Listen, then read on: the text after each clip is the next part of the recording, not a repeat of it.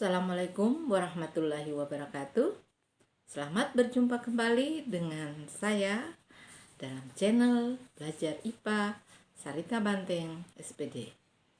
Kali ini kita akan melanjutkan kembali pelajaran IPA kita, yaitu dengan materi lapisan bumi.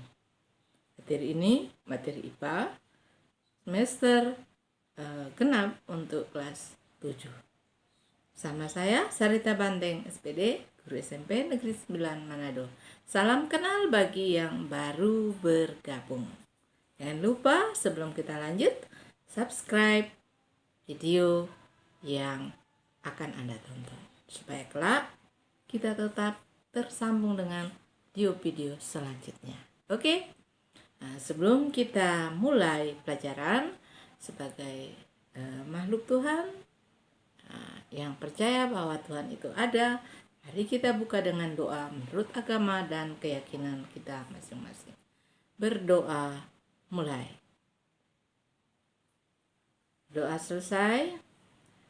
Adapun tujuan pembelajaran kita kali ini yaitu melalui penjelasan yang akan saya sampaikan ini, Ibu berharap kalian dapat menjelaskan struktur lapisan bumi.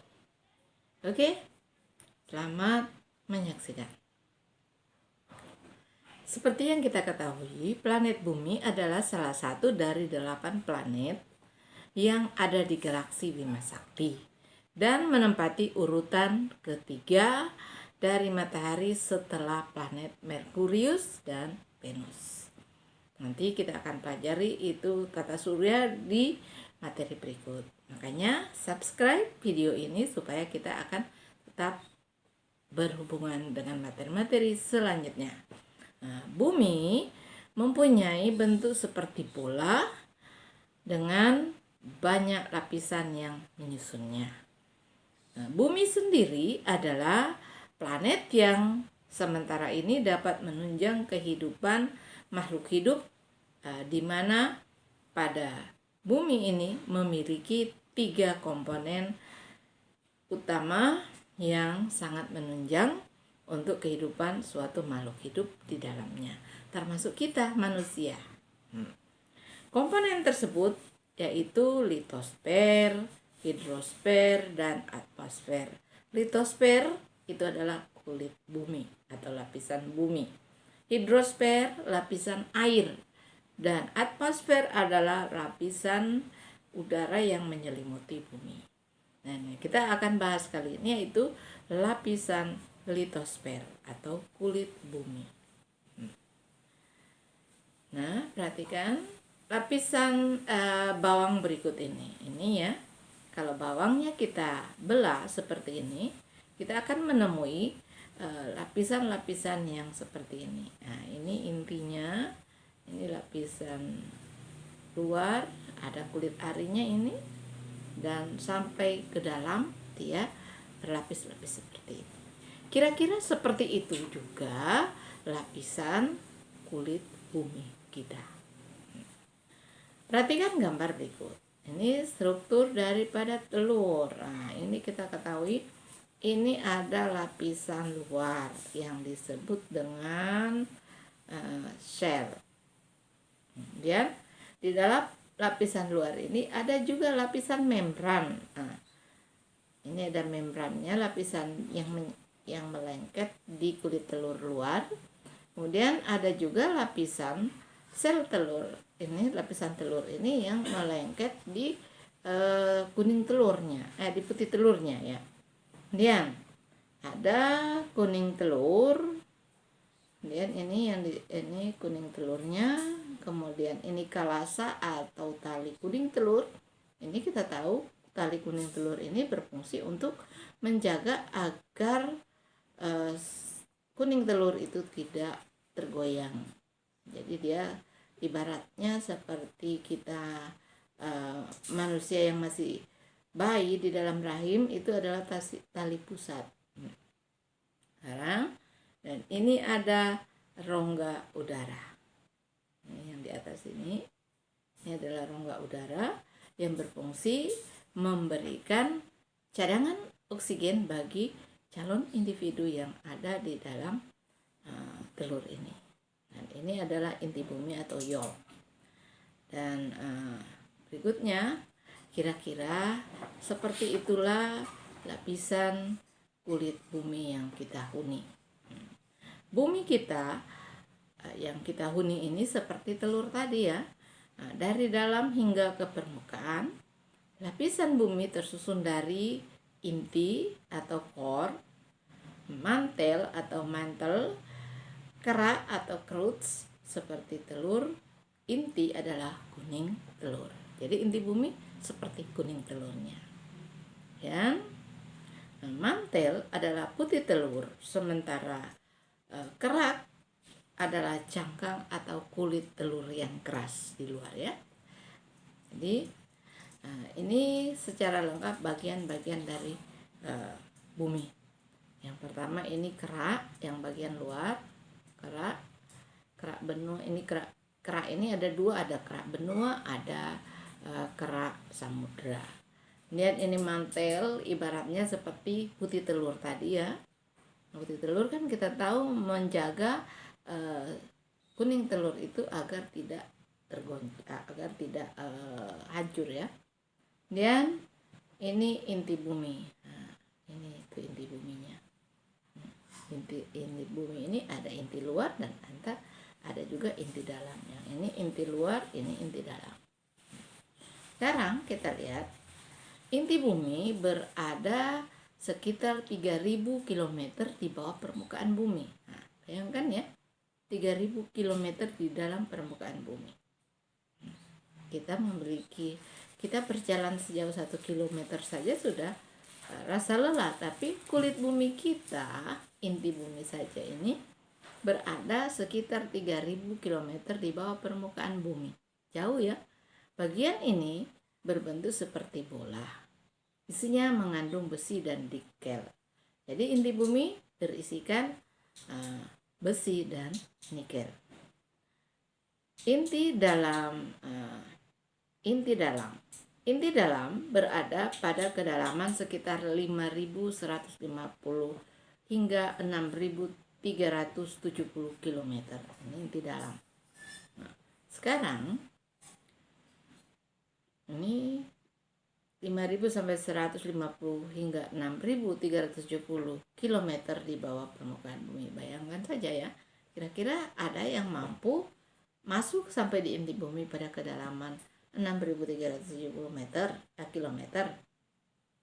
Baru masuk saja sedalam 10 kilo di dalam perut bumi, kita sudah merasakan panas. Yang inti dalam adalah pusat bumi yang padat dengan ketebalan sekitar 1250 km dan kandungan yang tersusun di dalamnya itu besi, nikel, sulfur, karbon, oksigen, silikon, dan potasium. Jadi ini bagian yang ada di dalam inti dalam bumi. Suhu inti bumi ini mencapai 5000 sampai 6000 derajat Celcius. Nah, kita di permukaan bumi baru suhu 40 derajat Celcius saja kita sudah merasa kepanasan. Nah, makanya itulah mengapa kita setiap menggali tanah sedalam 1 meter di bawah permukaan kulit bumi, kita akan suhunya akan tambah 1 derajat dan begitu seterusnya. Tekanannya yang sangat kuat sehingga inti dapat bersifat padat karena ditekan dengan kuat ya. Berat jenisnya mencapai 15 gram per cm kubik, berat jenis dari material yang ada dalam inti bumi. Perputaran bumi menyebabkan inti luar berputar mengelilingi inti dalam dan bumi menjadi magnetis. Karena dia berputar secara kencang, maka inti luar ini akan mengikuti inti dalam bumi sehingga bumi itu dapat bersifat magnetis. Nah, karena itu makanya benda yang kita lempar ke atas selalu jatuhnya ke permukaan bumi. Karena bumi memiliki sifat magnetis. Berikut inti luar. Inti luar berada pada kedalaman 2890 sampai 5150 km di bawah permukaan bumi. Inti luar memiliki ketebalan sekitar 2200 km dan tersusun dari besi, nikel, sulfur, dan oksigen. Jadi berbeda dengan inti dalam tadi ya. Inti luar, material yang ada di dalam itu berupa besi, nikel, sulfur atau belerang, dan oksigen. Material logamnya berbentuk cair di inti luar ini karena kondisinya yang panas tadi. Jadi besi yang keluar situ, sulfur yang keluar situ berbentuk cair. Temperatur bagian inti luar sekitar 4000 hingga 5000 derajat Celcius dengan berat jenis 10 hingga 12 gram per cm kubik. Jadi berat jenis material yang berada di inti luar ini lebih ringan daripada berat jenis yang berada di inti dalam. Nah, berikut mantel. Mantel bumi ada di atas inti bumi. Ketebalannya mencapai 2900 km. Sebanyak 80% total isi bumi ada di lapisan mantel. Nah, ditinjau dari konstruksi materialnya, mantel bumi dibagi menjadi dua, yakni mantel dalam. Bagian ini berada 300 hingga 2890 km di bawah permukaan bumi. Temperaturnya sekitar 3000 derajat Celcius. Ini temperatur di mantel dalam. Batuannya tidak selalu cair karena memiliki tekanan yang tinggi. Berat jenis mantel, bahan yang berada di mantel bumi bagian dalam mencapai 4,3 sampai 5,4 gram per gram per cm kubik. Besarnya, arus, dan gerakan lapisannya mantel dalam kulit bumi dibedakan menjadi dua, yaitu litosfer atau lapisan keras, kemudian astenosfer atau benda cair. Mantel luar. Sekarang mantel luar bumi jauh lebih tipis dibandingkan dengan mantel dalam. Mantel luar berada sekitar 10 sampai 300 km di bawah permukaan bumi.